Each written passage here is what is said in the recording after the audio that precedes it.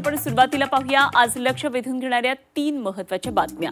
यामध्ये पहिली लक्ष वेधून घेणारी महत्त्वाची बातमी ती म्हणजे राज्यातल्या पावसाच्या कमबॅकची। विश्रांतीनंतर आता पुन्हा एकदा राज्यात पावसानं जोरदार कमबॅक केलाय आणि मुंबईसह उपनगरात काल रात्रीपासून पाऊस पडतोय। पहाटे तर पावसाचा जोर आणखी वाढलेला आहे। अनेक भागामध्ये पाणी साचले तर रस्ते रेल्वे वाहतुकीला याचा फटका बसलाय। राज्यात विदर्भ, मराठवाडा, पश्चिम महाराष्ट्र, कोकणामध्ये जोरदार पाऊस पडतोय।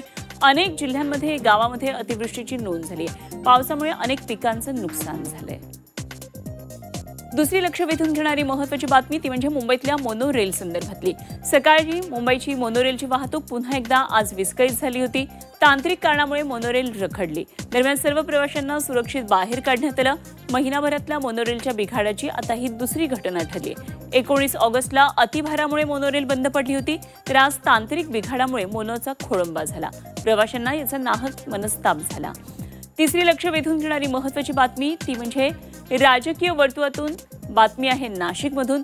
नाशिकमध्ये शरद पवारांच्या दौऱ्याचा आजचा तिसरा दिवस आहे। शरद पवार आज पत्रकार परिषद घेण्याची शक्यता आहे। तर आज राष्ट्रवादी शरदचंद्र पवार पक्षाचा शेतकरी मोर्चा निघणार आहे। मोर्चा आधी पक्षाकडून जोरदार जाहिरातबाजी करण्यात आली आहे आणि देवा तूच सांग अशा आशयाची जाहिरात करण्यात आली आहे। या मोर्चामध्ये शेतकऱ्यांना मोठ्या संख्येने सहभागी होण्याचं आवाहन करण्यात आलं आहे।